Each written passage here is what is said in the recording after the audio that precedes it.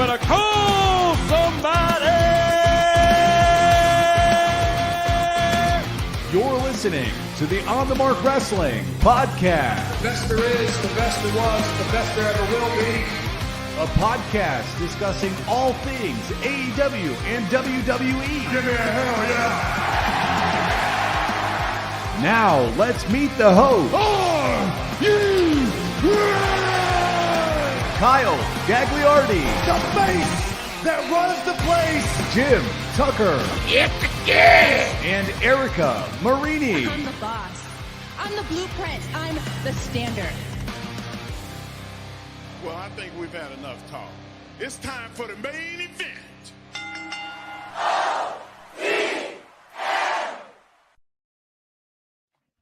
What is going on, everyone? You're listening to the On the Mark Wrestling Podcast, hosted by the Marks, for the Marks, and I am your host, Mr. OTM, Kyle Gagliardi. And my co-host is my good friend, Jim Tucker, or as I like to call him, Tucky!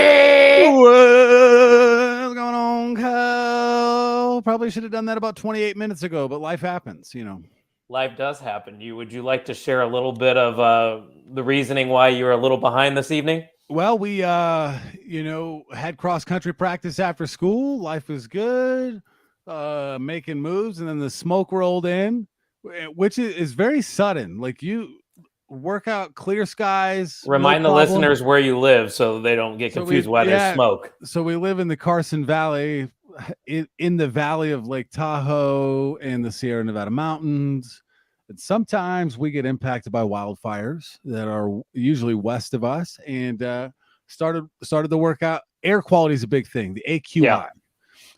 Started the workout in the 70s, which is fine, normal, not bad, not terrible. And then got the warm up in and got back to the school, and by then we could not see the mountains because of the smoke. And that's usually, you really don't have to check at that point, you kind of know.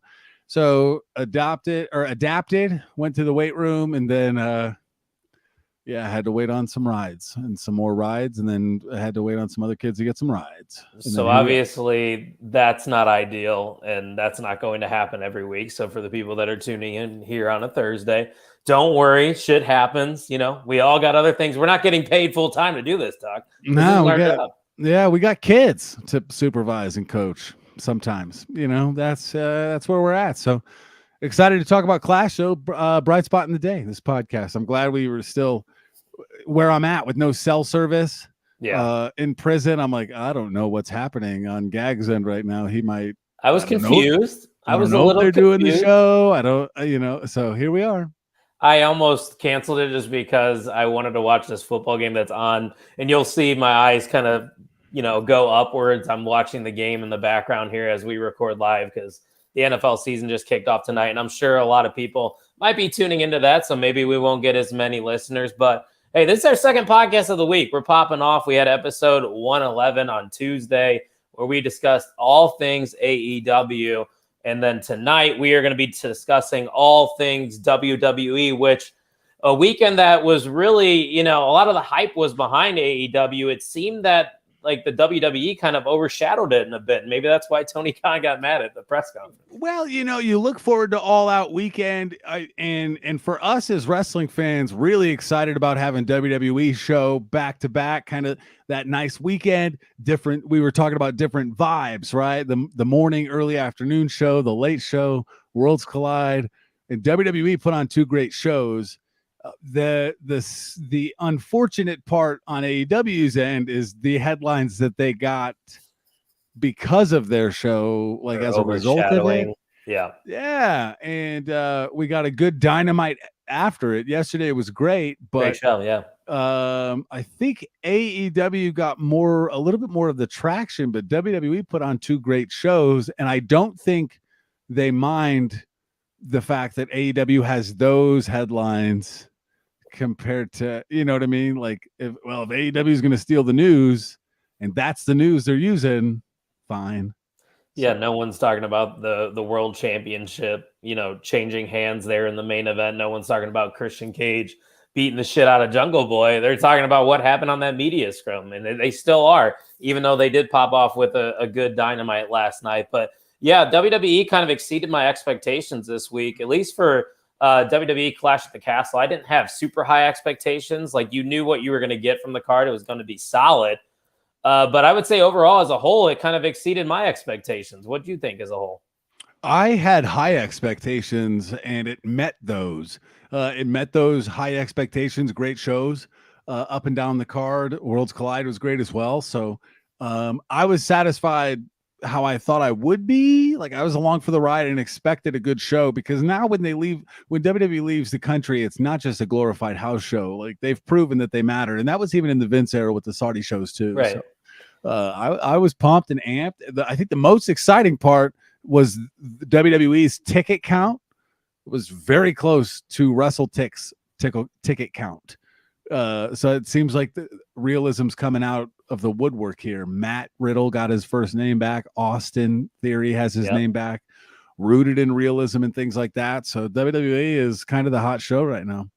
Absolutely. And without giving away, because we're going to talk about Clash at the Castle and a little bit about Worlds Collide, those three shows that happened this weekend, if you had to power rank them, where would your power ranking sit? Clash, All Out, and Worlds Collide. Agreed. And I think there's a decent argument about Worlds Collide being number 2. It's just the smaller, shorter, like different kind of show. Yeah, the NXT show did well for that NXT show and where we're at with NXT 2.0. Right.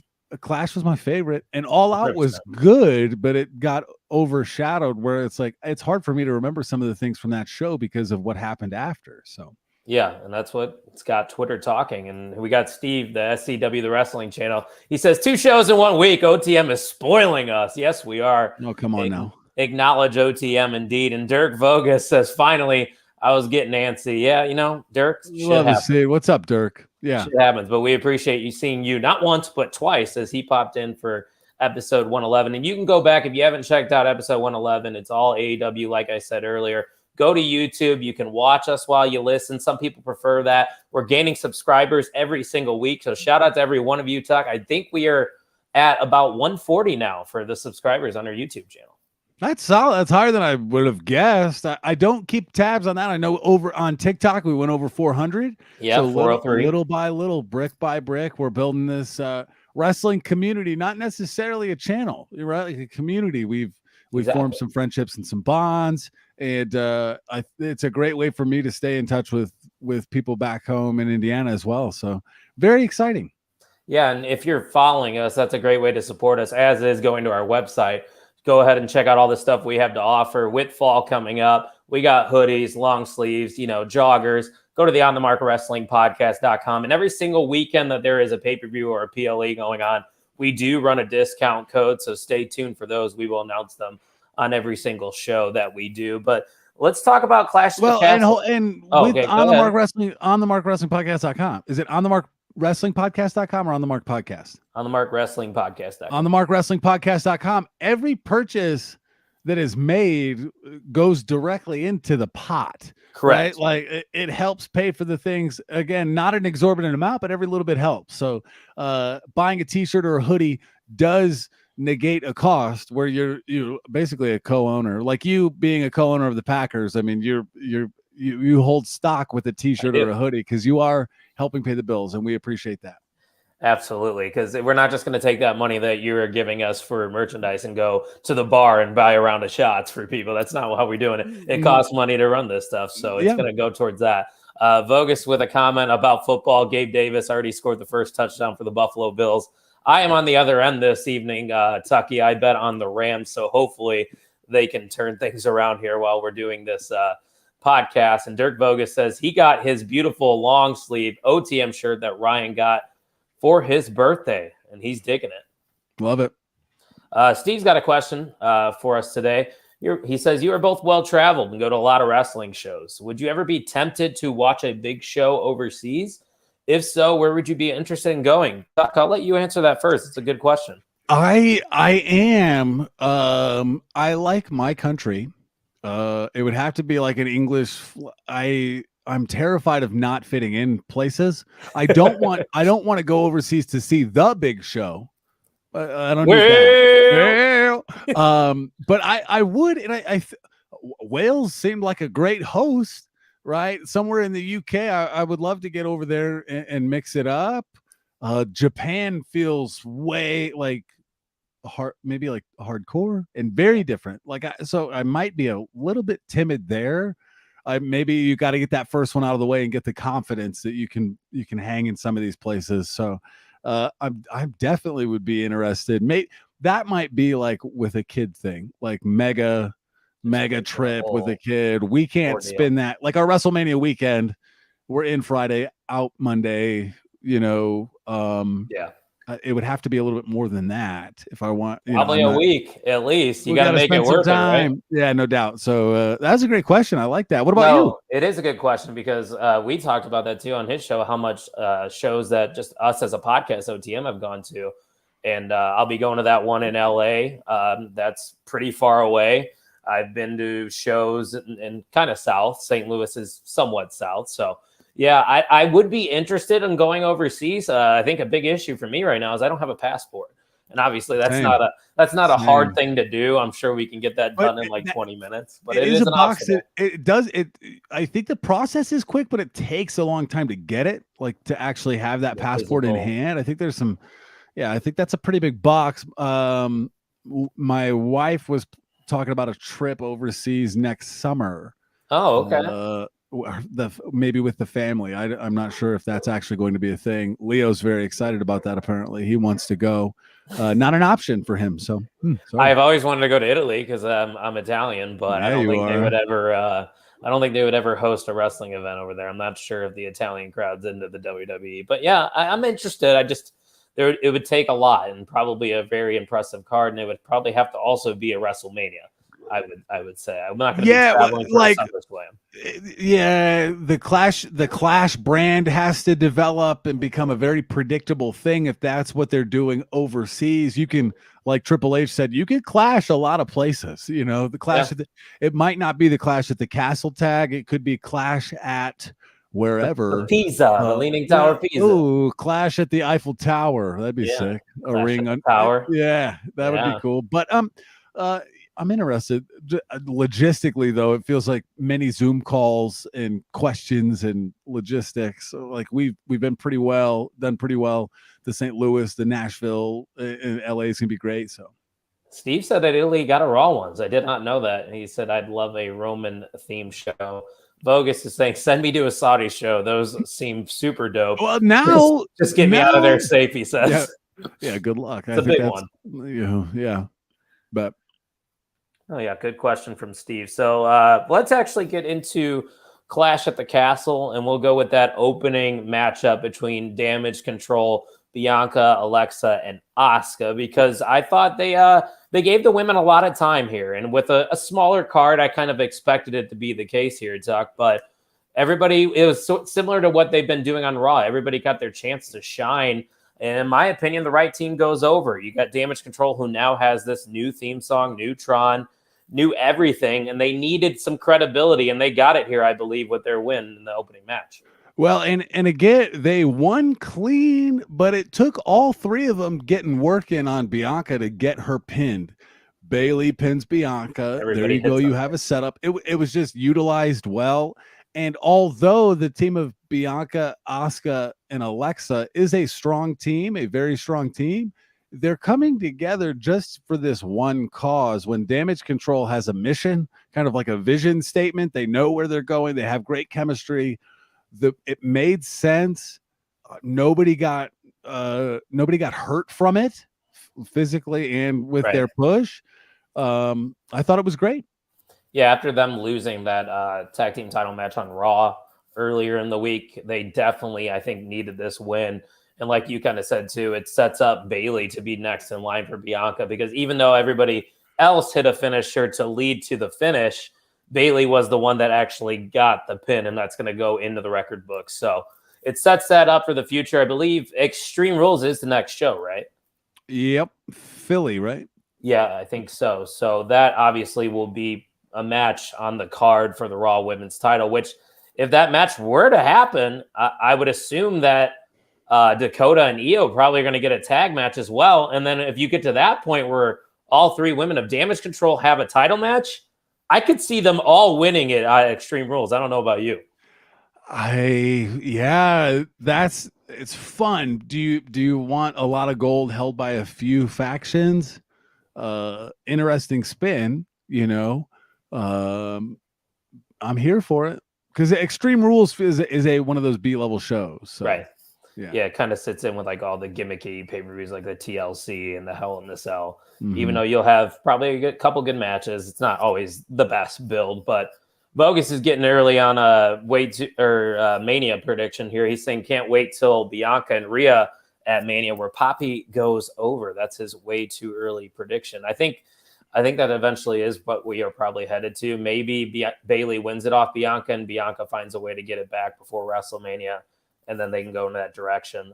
Dirk Bogus, I'm sorry, but I think it's time for somebody to cut Bianca's ponytail off. No, that's part of the allure. I have a hard time imagining her without it. Like, what does she look like with bangs and short hair? Like, I don't know. That would be like Brock Lesnar bald. I couldn't see it. Yeah, weird. Dirk's Dirk's trying to get weird. Like, cut the thing. Well, it is a weave, so there's probably a picture out there of her without the ponytail. Her regular hair that she has. Mista's got to get hers ordered for Halloween, Spooky Fest West. Oh, that's right. I forgot she was going to be Bianca Belair for that. She's going to pull that off fantastically. Yeah, she's on her own. That's not a word, I think, but we'll roll with it. Also, congrats to Robbie Collins. We never gave him the rub. He is the new OTM PLE champion.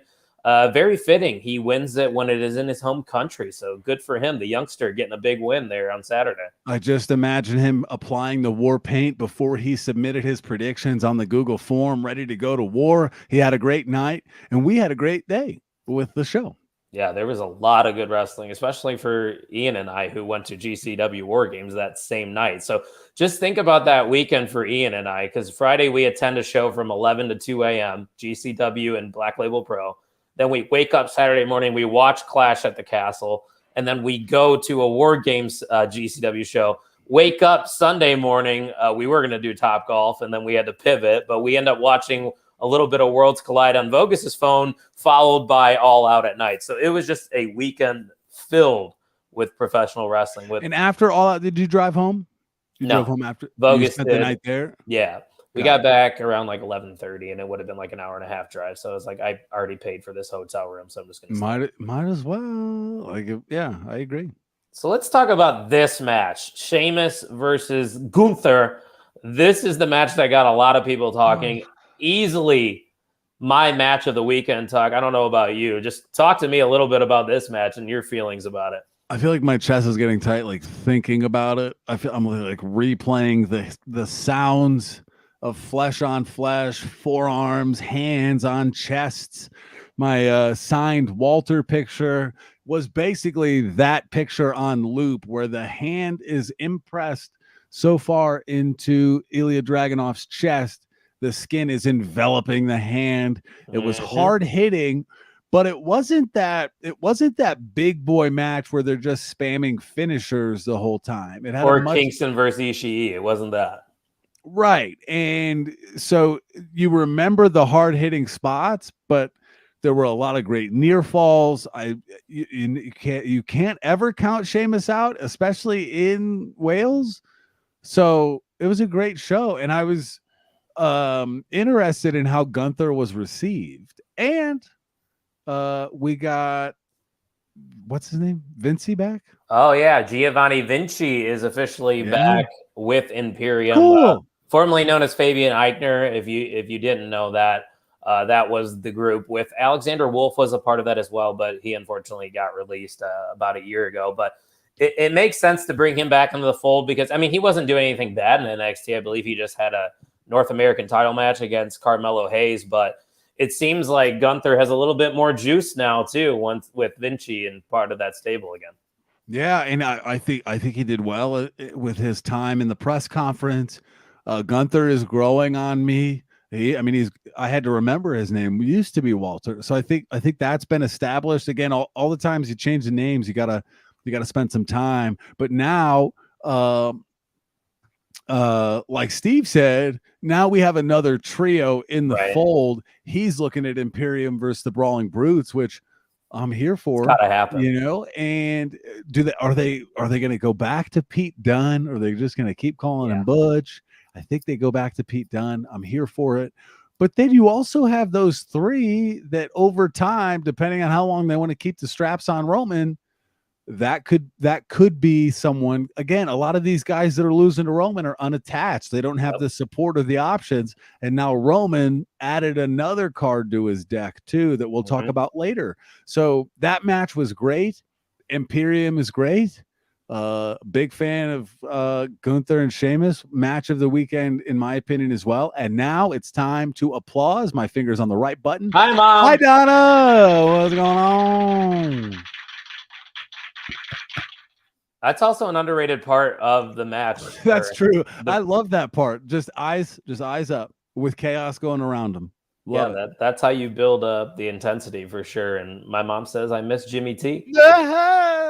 He showed up tonight, a little late, but hey, we're here. That's all that matters. You brought up the near falls though in this match. A lot of those near falls kind of centered around the pelvic area of Sheamus. Like he was taking bumps specifically in that spot. And I don't know if that was intentional or not, but once they noticed that he was in pain there, Gunther continued to attack that part of the body. And that seemed to be the focal point of the entire match towards the end. So I like that too. I don't know if it was planned or not, but if it wasn't, Gunther just working on the fly, that's very impressive. And it shows how talented he is. But hats off to both of those guys. Like I said, my match of the weekend, was it yours? And I think that tag match from All Out maybe comes in second. I loved the Acclaimed and Swerve in Our Glory, but Sheamus and Gunther, maybe it feels better because I didn't expect to get such a great match. I'm not surprised in hindsight. It's Sheamus and Gunther, like great work, like very professional wrestlers. We talk about how consistent Sheamus is all the time, so it's not that surprising that he went off. Right. Like you go into it, okay, let's watch this. And then oh yeah, it is Sheamus. Hello. Like you have to like ring the bell again. It's a great match. Yeah, that's about as real as it's going to get right there, folks. So if you haven't seen that match, even if you're a WWE hater, which if you're a WWE hater and you're watching this podcast, I don't know why you're watching. No, you don't. If you're a WWE hater, your argument's going out the window, bro. Like, come on. What's the Just Enjoy Wrestling? Was that the shirt? Yes, at All Out. Sign that turned into the shirt. Yeah, that we should have jumped on that and made that a shirt. Just Enjoy Wrestling. I know. We got to just keep with the simple T-shirts because the people love the Bryan Danielson one. Steve saying great answer on the international show. By the way, he's gone to Brooklyn. Chicago is high on his wish list one day. MSG also only done MBA at MSG and was amazing to be in the world's most famous arena. Yeah, I've never been at Madison Square Garden, so that's definitely a place I would like to go to as well, and it's in the States. But Steve, if you come to Chicago, we'd love to have you, and we can kind of host you too. If you come. We can show you a good time. We can show you a great time. And I think the rumblings are like, depending on the SummerSlam location, to try to make that kind of an annual thing. That's kind of a sweet spot for everybody. The wiffle ball has wound down. Yeah. I'm not at school yet. There's rumors that they were smitten with their time in Nashville and may run it back there next year. Which we are in, right? I might add 2 more days on the front and back of it. Because we got Nashville. Fair. We didn't get all of Nashville. I wanted a little bit more of downtown Nashville. Not gonna lie. So if we do go, we need to pop off downtown because that Sunday night was lit. And Mista went back for the bachelorette party. They hit a lot of different spots that were cool, kind of off Broadway. So there's a lot to do down there. Dude, I'm just looking at. Sorry to distract or go off topic, but I'm just looking at SoFi Stadium. I can't believe we're gonna be there for WrestleMania. Well, that stadium's insane. Like with their setup. And it's covered. They probably don't need to do the 4-post, right?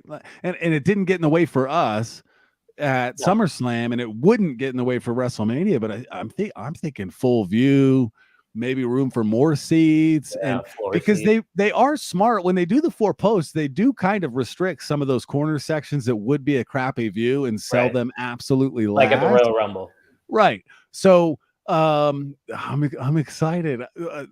That huge Titantron thing Fucking insane. intrigues me, and I liked what they did at Clash at the Castle. The castle print that Yeah. played it, that Tron there, it was cool. The dragon was kind of, popping in and out of that Yeah. graphic too. Yeah, I think too. I don't know if you saw the latest news here in the Chicago area, but the Bears are going to be moving to Arlington Heights, which is a brand new stinking stadium. And you know how the WWE loves to pop off at these new futuristic type looking stadiums. So I would not be surprised if come 2028, 2029, maybe even 2030, that WrestleMania is back in Chicago. Well, we know that that's what they have going for it. Chicago in April kind of cheeks. Chicago in April in a dome, far more doable, right? Like way less risky with the rain and stuff. And they love to run Chicago. Allstate is a number of wrestlers' favorite venue to wrestle They'll at. do Raw and stuff there the whole week. Yeah, there's plenty of places. Bring NXT up, run a takeover. Like let's at go. Allstate, yeah. Might as well do it all. And then Steve will come and join us because he said he'd be more than down to party with OTM. This is the way, as Jeremy Tillema would say. That's gotta happen for sure. That'd be great. I kind of agree with Vogus, just in a different order. I slightly give it to Gunther and Sheamus, but I could see how you would put the tag team match number one. He has the Acclaim match number one, Gunther, Sheamus, and then the trios title match that doesn't even matter in retrospect.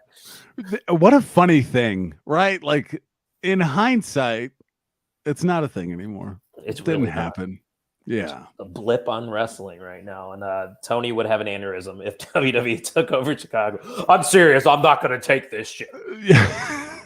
I think he's going to have to. I mean, he's got no choice.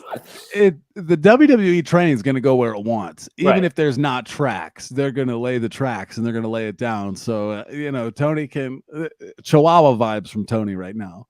Like, come on. You're in a tough spot. You got work to do. Absolutely. So let's go back to the Clash card here with the SmackDown Women's Championship match, which was between Liv Morgan and Shayna Baszler. This was my favorite title defense. Granted, we haven't got many for Liv Morgan since she became the champion. Probably my least favorite match, though, on the card. But I don't think that means this match was bad by any means, because I think Shayna still looked strong, even though she lost. What was your overall take here? Because I know you haven't been too fond of the Liv Morgan title reign. So when they rang the final bell and raised Liv's hands, I said, finally, right? Like that's a credible win. She went in with adversity, right? She was dealing with the arm thing. And you're looking at your champ and you're like, well, this is it. It's an easy out for her to not lose real credibility because she was injured, if you want to go with Shayna. Yeah. And she won clean. It wasn't kitschy. And these are the things that she needs to stack a few of these up. And again, I mean, Alexa Bliss is one, right? Where like a credible contender, Ronda Rousey felt like she should have ran over her. And again, you had to do that finish, but there's a number of ladies that she can get credible wins on and start building her profile. Like Roman going down the card and facing somebody predetermined, whatever. Liv needs to continue taking those rungs up. Yeah. And this was a step in that direction. It was me like letting my shoulders down, feeling like, okay, I think they're taking it now seriously. We go. Yeah. Right. You got to get something behind her, and a definitive win over Shayna Baszler will do that. And I like your idea of her kind of just stacking these wins up. Maybe you throw, and I was going to ask you this question, but like I'll answer it too. Maybe you throw like a Shotzi at her. You have still Raquel Gonzalez. There's Natalia on that roster. I mean, they're not super credible, but as long as she's getting definitive wins over these people, you can eventually reach the Charlottes, and then you can top of the card. There's a lot of options. You can run a tournament, right? Like matches that mean something on TV, or that is the way. Like, why do we care about this show? Why did we feel so strongly pulled towards Dynamite yesterday? We got news, and then we got matches that meant something. And Tony Khan is, to his credit, really good at getting his ass out of sticky situations. The exploding barbed wire death match, the shit of this weekend. There's just a lot of things that he's dealt with, but he's more reactive than proactive in a lot of situations. And you can be proactive in this build for Liv. You can get a couple of these ladies on heaters and get them up to Liv's level in a few weeks. right? That the match from Liv and Shayna didn't have a ton of build, but you were getting kind of antsy because Shayna's tough, hasn't had a huge run, and that was a good win for Liv. Yeah, so absolutely. You can get a few more out before if you want her to be the champion to Rumble, you have some shows, and at Survivor Series she can take the loss because it's a non-title match. So that's what I was going to bring up. I was going to say she probably won't lose it at Survivor Series because I'm assuming she will be a part of a 5-woman tag elimination style match. But they usually don't put the straps on. Who's Roman going to fight? Roman's going to walk out and fight a shadow, I guess. But the Invisible Man. Survivor Series is trying to find the kings of the brands, and Roman's got both straps. So acknowledge your daddy, which I love that shirt, by the way. I would never wear it, but I think me neither. I don't. Maybe if I had kids, but the daddy part is weird. Still weird because the word "daddy" nowadays isn't what it used to mean 10 years ago. It carries a little baggage with it. Yeah. It's a little different for sure. But to wrap up, Liv on her way, keep it up. That was good. Can't be all of it. We need more. If she takes it to Royal Rumble and loses it, I think that's, oh my God, the Rams just keep turning the ball over. Sorry, I'm watching the game. But if you take Liv to the Royal Rumble with the title, I think that's a credible enough reign. And if she beats a couple more people to get there, then I can, take her as a serious contender down the line. So if she pops up and is in a number 1 contendership match, I'm like, oh yeah, I could see Liv versus a Sasha or a Liv versus yada, yada, yada. So yeah, she's trying to build we're watching her try to build a resume that a lot of these women already have, right? Because they benefited from a really good NXT brand, and they benefited from a pretty bare cupboard when those women were starting that revolution too. Exactly. And Liv is fighting an established roster. So and Steve agrees. He says, agree with the points on Liv Morgan, heading back in the right direction. Yes, they are. So keep it going with Liv Morgan. That's the right direction indeed. I'm warming up. Yep. So let's go to this tag match with Edge and Rey Mysterio taking on the Judgment Day. This match was okay to me. It kind of felt like your normal tag match you're going to see on a Monday Night Raw. But I think, Tuck, what really got everybody talking was after the match, because you had Edge and Rey go over, which I still don't agree with. I think if you want to make Judgment Day that credible heel stable on Raw, you got to have them get wins like this, especially when it wasn't even that weird of a finish, Edge and Rey kind of won this clean. They did it on their own. Yeah. Well, I have it feels like I might have a little bit higher praise for the match than you. The production of that match with people coming from out of nowhere, out of angles through the ropes. There were a lot of spots that needed a lot of people to be in the right place. And I think they did that. Not a 5-star match, but a good match with 2 older guys on one side of it. But I agree with you in the comment with Judgment Day losing. It feels like they're just hanging around. Are they a credible threat? Not right now. If they square off against the New Day, you might take. Sorry, a lot of wrestling happened this weekend, Bogus. I forgot. He's saying Dom helped them win, wasn't clean. Yeah, but still, I don't like them going over in that situation. I think they would have benefited a little more having Finn and Priest get the win on a big show. But Steve's checking out. He said it's nearly 3 a.m. there, so we'll catch the rest on delay. Big Steve. Yeah, Steve's the man. Acknowledge OTM, everyone, and hit that and acknowledge the SCW Wrestling channel as well. You've spent some time over there as well. He wants you. He wants you to get on the show with him one time. We'll figure it out. I got to get through this cross country season that I still don't know what I'm doing with, and then we're figuring it out. It's making the school year fly by though. That's good. There's a positive. So yeah, Dominic obviously turned after the match. He hit Edge in the nuts, and then he clotheslined his dad. Right in the nuts. Yeah, and so finally, the moment we've been waiting for the past couple months happened.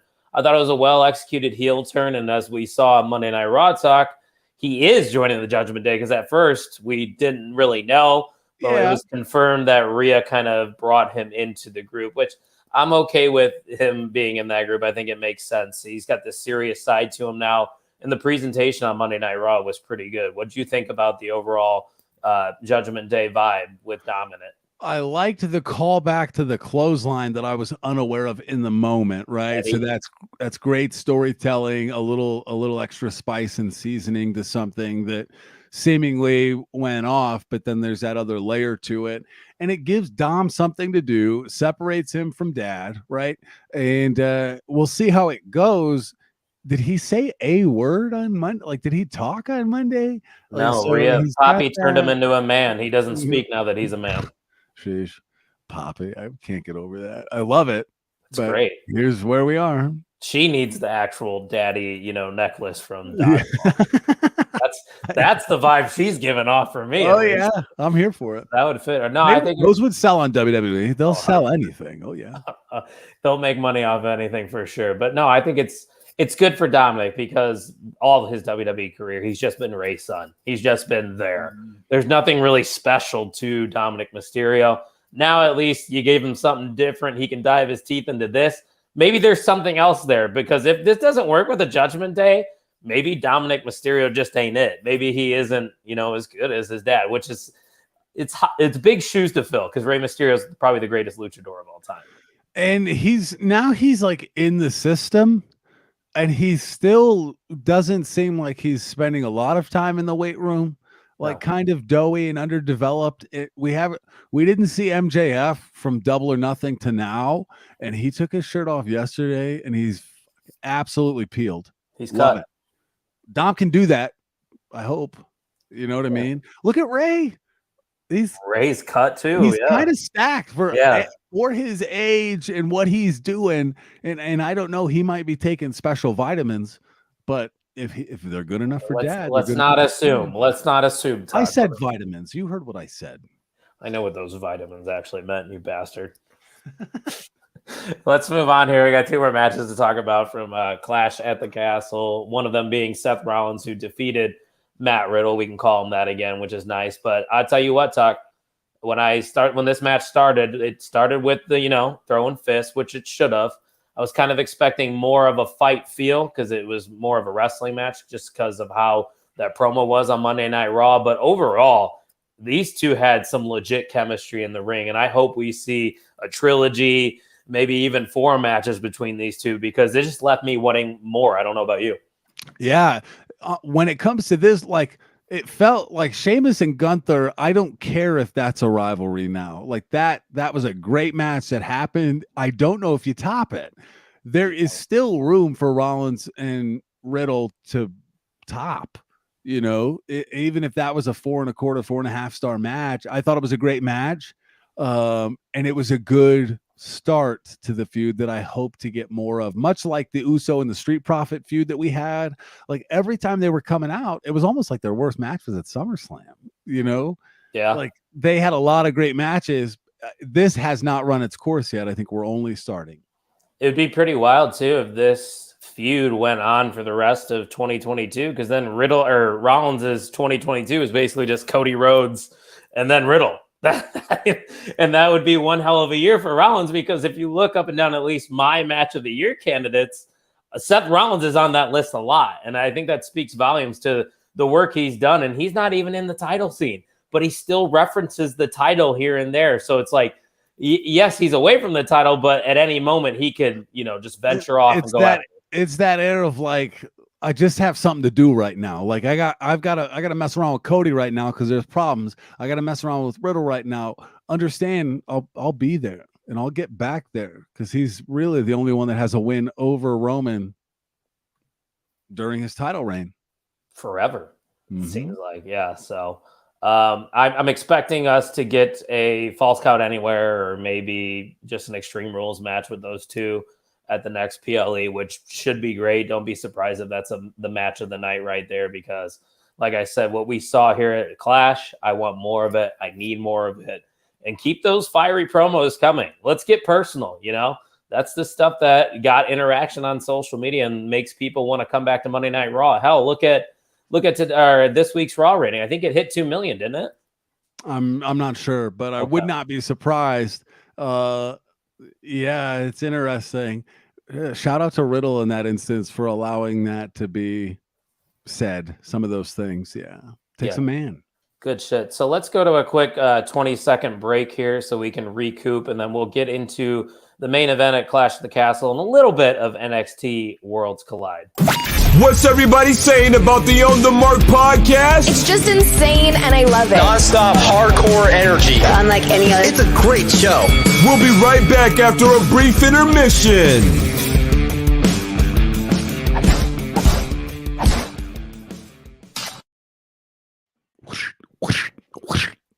We're back. I wanted to do recreate our face-off, picture we had at SummerSlam That was the worst face-off picture you'll ever see me in. Now I'm ready. Now I practice. So What's gonna happen when we actually have a show that we go to and Erica's there too? Is it gonna be a 3-way stare down or what? she could post up in the middle to try to be the mediator. Yeah. Or if she wants to do the gun show too, bring it. She's let's got some flex on guns. them, for real. People are probably wondering, where is Erica? She's got shit going on too. Not all of us are going to be here every week. We have lives outside of wrestling, except for me. I don't do anything else in my life. This is it, guys. What you see is what you get. What we're doing right here, this is my life. Which, hey, could be worse.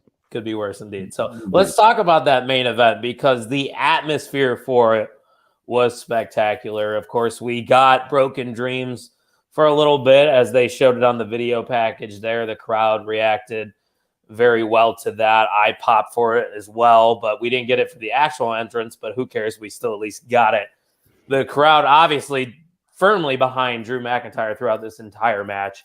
A match where we talked about it too the week before when we gave our predictions, that this felt like a match that Roman could actually lose. And I think Roman sold that as well during this match with his facial expressions. A lot of the time he seemed surprised that Drew was taking it to him like that. He stepped out of the ring at the beginning of the match for a lot of it just to recoup. So just the vibe, the atmosphere, the crowd engagement, it felt like a big fight, like a WrestleMania main event. Yeah, and going into it, it was like with either of these guys, I picked Roman on the picks, but I thought Drew was going to take it, or I wouldn't have been surprised. It was interesting, and there was back and forth, and Roman didn't look like he had it all figured out there for a long time. So are those the cracks in the armor? Maybe, but there's always a plan B. There's always a plan B with the bloodline. And we saw Solo Sikoa make his main roster debut because the Usos weren't there. Paul Heyman wasn't there. But there's more blood in the family for sure, because the younger brother of the Usos, Solo Sikoa, is now a part of the SmackDown roster, as he was a big reason why Roman Reigns retained here in the main event. And there were other things going on ringside as well. You had Karrion Kross there, which I thought was a nice little touch. He didn't really get involved, but they showed that he was there. He threw a water bottle in the middle of the match, which I thought that was a fan. For real, me too. I'm like, come on, Cardiff, you're better Yeah. than that. Oh, hi, Karrion, how are you? Yeah. That was just his way of saying, I'm here. And then they teased the cash in. Tyson Fury knocks out Austin Theory. I think that's the best punch he's thrown on the WWE broadcast. That thing looked flush. I think I tweeted it out too. I just want Theory's entire Money in the Bank run to be him trying to cash in every single show and just failing. Just every single time something happens. It's not because they like their first, right? It's not an unsuccessful cash. It's a failed. He failed to literally cash the thing in. Ring the bell. An unsuccessful cash in is when the bell is run. And he said the words, so that he was like, I want to cash in, clip. And just in a body bag, like he sold the hell out of it. And I'm intrigued. I'd like to see him run in, get his ass beat real quick, and then show up. His stuff on Raw, he looked like a wounded puppy. He was talking tough, and then KO came out and laid down the truth. So that would be an intriguing, because I believe it's 1 year, right? So he gets fail both nights at WrestleMania. Right. He can go till next Money in the Bank. Like, say this is your story right here. This is what I was thinking. Like, literally every show, like I said, he fails somewhat. Someone gets involved. And then you get to Money in the Bank. He's like, I don't know what to do. And they're like, well, Theory, you got to cash it in now or never. And then he just gets squashed by whoever's champion because he has no other option. And then that's a way maybe to turn him babyface as well. Just like he keeps trying and he keeps failing. But eventually people are going to be like, man, I kind of want this guy to succeed. And maybe he's that sad puppy dog, like you said, the entire time. And in route to doing that, there have to be some things like, I don't know if somebody punching him out of the crowd out of nowhere gets it done. It's a difficult thing to write, but I trust a lot more in this creative than I did 6 months ago. Agreed. So it is interesting. I do think they're taking it seriously because there's still the mystery of that briefcase, right? Could happen. It was out of my mind during that match. Yeah. Until it wasn't. Right. Mm-hmm. Once they both went down, I was like, oh, yeah, this makes a lot of sense for Theory to show up. A-Town. Down. And he's got that front part of the, say what you want about the whole theme song, but that is like, oh, I like that part. I say A-Town down all the time. Oh, yeah. A-Town down. For sure. But going back to the match itself, I thought it was fantastic. I mean, Drew McIntyre has proven many times in the past that he is a top guy, but I think it's just a matter of time until they put a title on him again, because I swear I thought that was the moment he would get that feel-good reaction from his home country, and then we just give Roman Reigns some time off. I'm not mad Roman won. Trust me, I'm one of the biggest, if not the biggest, Roman Reigns fan. But still, Drew McIntyre, it felt like his day. It just, something else happened. If not fucking in Wales, when? Like, he was critical in getting the show over there, and months and months and months of planning. He was a really good sport, staying face after it. I know it didn't go my way, but I'm just thrilled to be here. He sang some songs, kind of. I'm surprised they kept it on air for that long. I think he was surprised too. Oh shit, we're on here. I'm just talking. How about this one? And started singing again. It was great. I loved the UK crowd singing everything. Great crowd. Singing everything, asking Bailey if she's going to be their girl. It was fun. It was. I would say they definitely deserve a show every year. Go back there, give them a clash at the whatever. Just move around. I don't care, because UK fans are some of the most passionate wrestling fans out there, and they proved it on this show. You only got 6 matches, well, 7 if you include the pre-show, and they were in every match. They were behind one person or the other. It was great to see them finally get that big show, and it felt like a WrestleMania, honestly, to me. After the show went off the air, I was like, man, that was kind of exhausting, right? Like, I was like, that felt like a roller coaster, especially that main event. And I think they did a good job getting the crowd up to that red line and then off, right? You didn't have 15 matches to get through. You weren't super exhausted. 3.5, 4 hour show. Good show.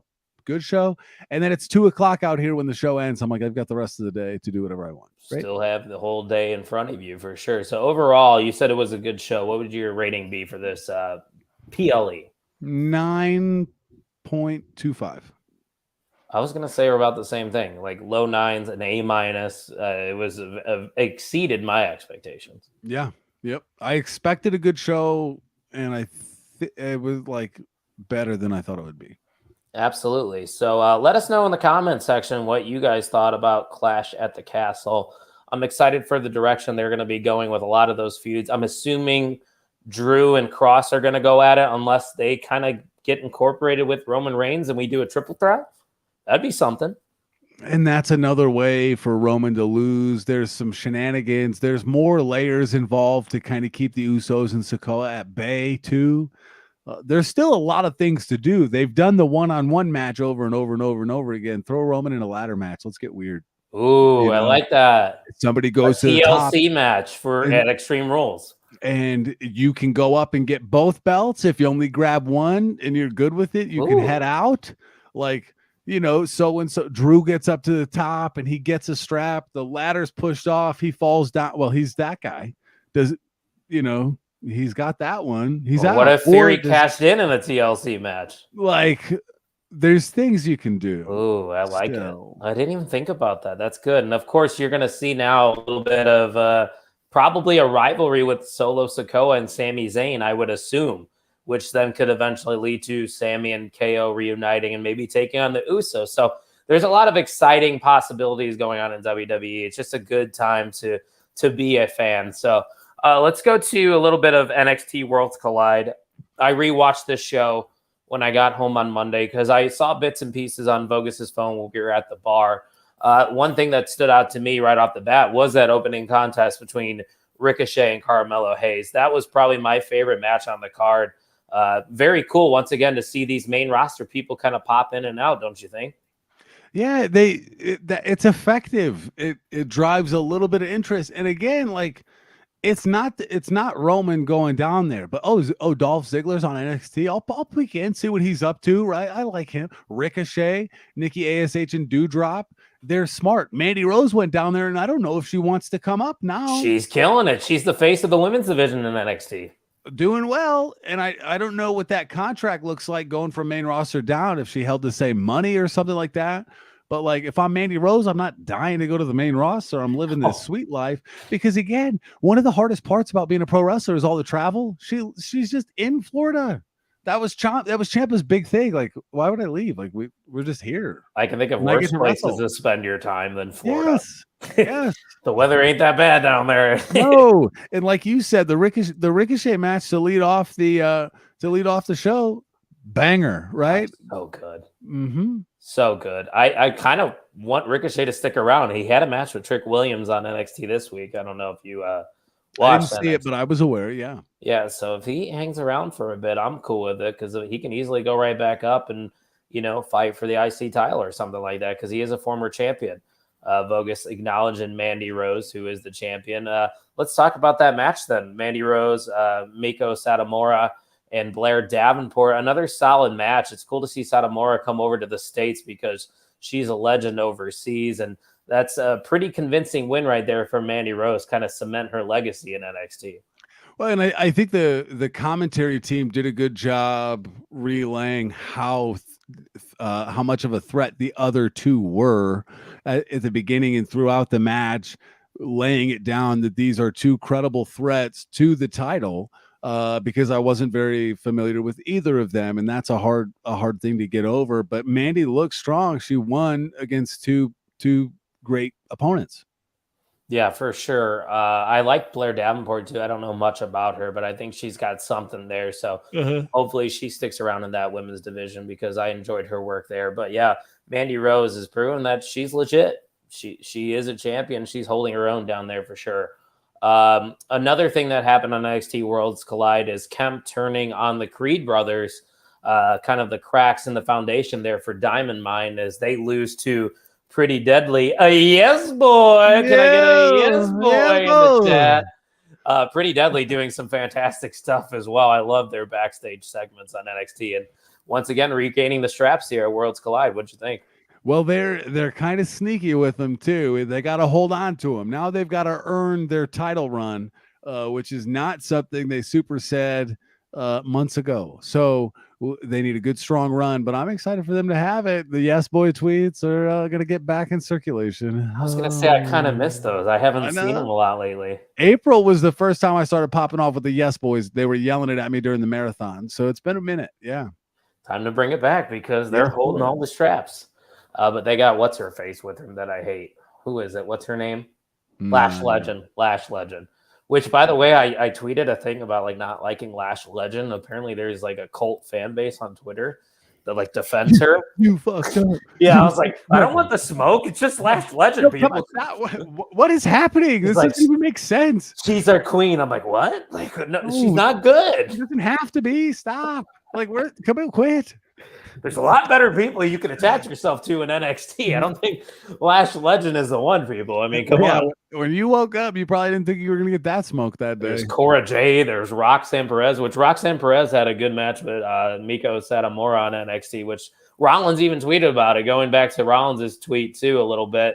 He even gave the Acclaimed a little bit of the rub. It's just wrestlers watching other wrestling. We can all get along here. We can all coexist. We can. We definitely can. We just have to be intentional and make that choice that, I think it is better for business for AEW to be around, but it's kind of delusional to think they're going to get to WWE's level in the next 10 years, but that doesn't mean their show sucks. And it also doesn't mean WWE stinks. It's wrestling. It's great. Send this clip out to Twitter if you want interaction then. No, I don't want the Lash Legend smoke again.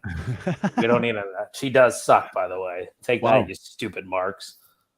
Let's move on to the main event of Worlds Collide, where Braun Breaker is the unified champion now after defeating Tyler Bate.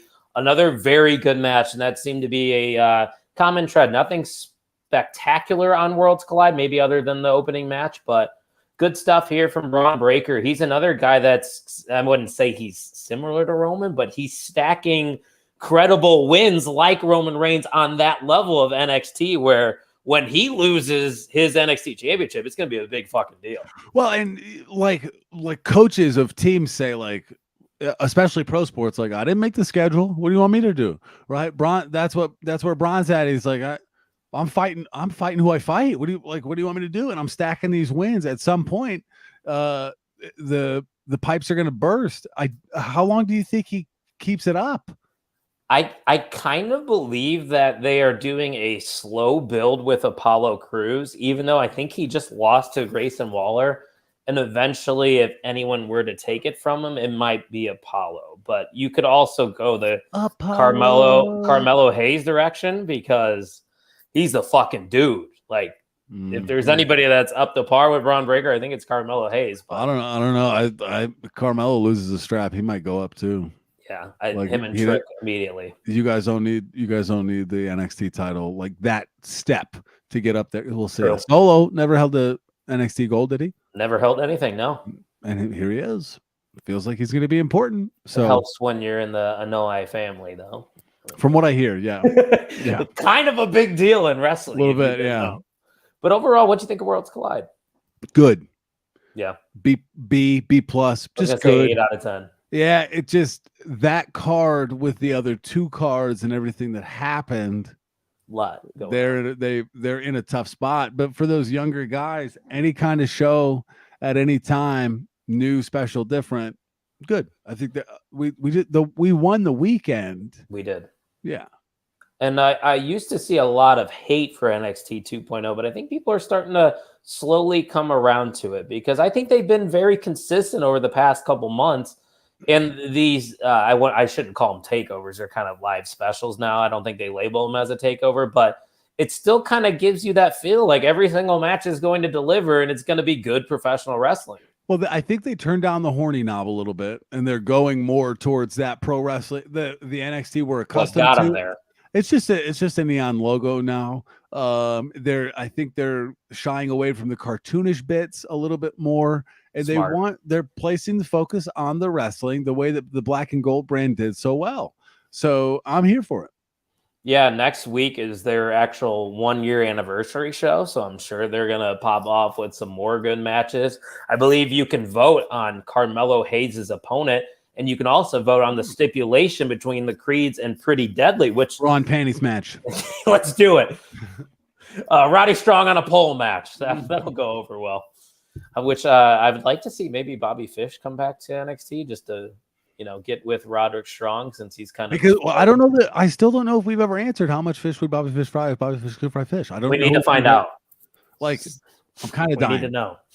Maybe we'll find out if he makes his return to NXT 2.0. But yeah, another good weekend of professional wrestling. But it is that time of the show, Tuck, where we award our most valuable mark. And if this is your first time tuning in, you're watching this on a replay, the most valuable mark gets a sticker, as you can see right there on the screen. It is a title belt that we give out at the end of every show for the most interactive and quality comments on the live stream. Ryan Vogus won it on Tuesday on episode 111. And we got an and still MVM Ryan Vogus here on a Thursday.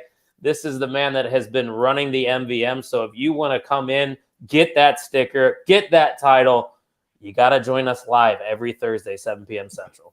We had a great week. Ryan Vogus had a great week. He won the AEW predictions contest. So he's the OTM AEW champ, and he's the reigning, defending MVM 2 shows in a row in the same week too. Like, a lot of things had to go right. Schedule had to work out. He had to endure a 30-minute rain delay on a podcast that's done indoors. And, he endured and he survived. I think he's a credible threat. You look at some of the opponents he's faced in the chat. He's starting to build a resume similar to Roman Reigns. So I mean, how many times has he held the strap at this point? Like, I've lost count. I Yeah. have. So it's do your due diligence. Come to these live shows, interact with us, and you can take that strap from the GOAT of the MVMs. But we do appreciate every one of you that tune in live every single week.